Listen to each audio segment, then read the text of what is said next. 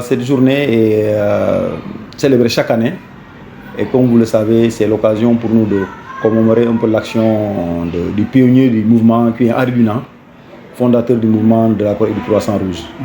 Et c'est aussi l'occasion pour nous de dire merci à des millions de volontaires à travers le monde, plus de 30 000 volontaires au niveau du Sénégal, plus de 1200 volontaires au niveau de Ziguinchor. C'est l'occasion de dire merci par rapport au travail abattu, en tout cas aux côtés des populations vulnérables. C'est l'occasion pour nous de dire merci. Et aussi c'est l'occasion pour nous de nous rappeler souvent de certains de nos volontaires qui peut-être dans leur action ont eu à avoir des difficultés. Et il y en a même certains qui ont peut-être perdu leur vie, certains ont eu un handicap. C'est l'occasion de se rappeler de ces gens-là. Et peut-être pour ceux-là qui ont perdu leur vie, en tout cas présenter nos condoléances aussi à leur famille et prier pour eux. Le thème de cette année, comme vous le savez, c'est faire vivre notre humanité. Et on comprend à travers ce thème, par exemple, imaginez une personne qui est en détresse et qui ne croit en rien, par exemple, et qui cherche à être secourue. Mais souvent, cette personne verra à côté d'elle un volontaire de la Croix-Rouge, un personnel du mouvement. Et je pense qu'à travers nos principes, nous apportons cette assistance-là. Et rien qu'en apportant cette assistance, vous sentez en tout cas ce qu'on appelle l'humanité à travers ce que nous faisons. Et aussi, faire vivre notre humanité ne s'arrête pas là. Parce que faire vivre l'humanité poussera peut-être nos mouvements à faire ou à rappeler souvent le respect des droits internationaux humanitaires, qui va non seulement protéger la personne vulnérable, mais aussi protégera aussi le personnel de la Croix-Rouge et les volontaires qui abattent vraiment le travail, parfois souvent dans des conditions que vous savez, souvent parfois difficiles.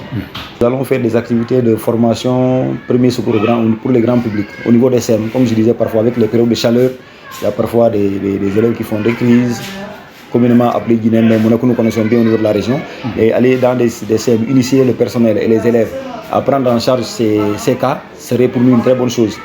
Et ensuite, nous aurons à faire une activité qu'on appelle des journées au chevet des malades au niveau des équipes de santé, aider le personnel médical à accueillir et orienter les malades qui arrivent au niveau des hôpitaux. Nous pensons que c'est une chose que nous pouvons ensemble faire avec les agents de santé. L'école de la Croix-Rouge est née d'un fait, parce que vous savez, on a ce qu'on appelle les camarades, c'est des séries de base, alors où les jeunes sont regroupés souvent les week-ends avec les volontaires de la Croix-Rouge, aussi formés en tout cas à ce qu'on appelle les animateurs de camaraderie pour la présence de ces enfants-là. Donc, ils leur enseignent en tout cas de citoyenneté, le premier secours. Et à une année, je crois vers les années 2003, on soutenait aussi vraiment les enfants qui avaient des difficultés au niveau scolaire. Et par la suite, voilà, nous avons eu l'idée de dire mais pourquoi ne pas créer peut-être une école et prendre en charge ces enfants-là. Donc au départ, on pensait à une personne, mais finalement, avec en tout cas l'appui de ces éducateurs-là, l'école a grandi. Aujourd'hui, nous sommes à 8 classes élémentaires et le préscolaire, nous avons la petite, la moyenne et la grande section. Et c'est pour vous dire que souvent les ouvertures ont refusé du monde.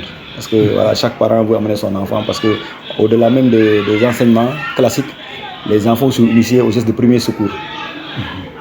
Donc voilà, et cette école elle est gérée par les volontaires de la Croix-Rouge en tout cas, qui sont formés dans le métier.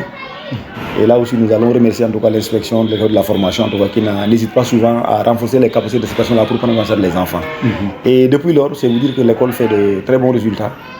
Parce que quand nous ne sommes pas à la barre des 100%, en tout cas, on est à la barre en tout cas des 90% et quelques. Donc voilà, depuis lors, nous gérons cette école-là aussi et nous accueillons beaucoup d'enfants. Oui. Actuellement, nous avons des enfants de la Guinée-Bissau, des Ivoiriens, pourquoi pas. En tout cas, tous les instituts sont au niveau de l'école. Nous avons besoin effectivement d'appui, comme vous le dites. Bon, au niveau local d'abord, le plaidoyer, c'est souvent, on le fait, demander un peu aux autorités locales, surtout au niveau des mairies. En tout cas, pourquoi pas essayer de mettre un peu des ressources au niveau de la Croix-Rouge. Parce que je disais une fois dans une rencontre, c'est-à-dire que du même titre qu'on a besoin des ASC, effectivement, quand il y a aujourd'hui un match de football, en premier lieu, on va voir les volontaires de la Croix-Rouge, en tout cas sur la police sanitaire. Mais aujourd'hui, ces volontaires-là ont besoin quand même d'un appui pour leur permettre de faire le travail. Pourquoi pas des subventions pour aider quand même le comité à pouvoir en tout cas faire même des formations de premier secours au niveau des zones. Parce que vous savez, on a essayé de faire un maillage du territoire pour voir dans chaque localité, de pouvoir mettre au moins former des volontaires. Mais ça ne suffit pas. Si on peut le faire au niveau de chaque quartier, je pense que déjà ça va minimiser un peu les dégâts.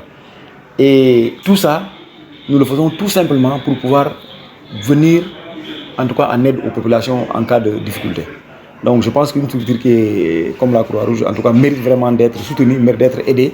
Et nous allons continuer le plaidoyer au niveau des autorités. On ne cessera pas de le faire.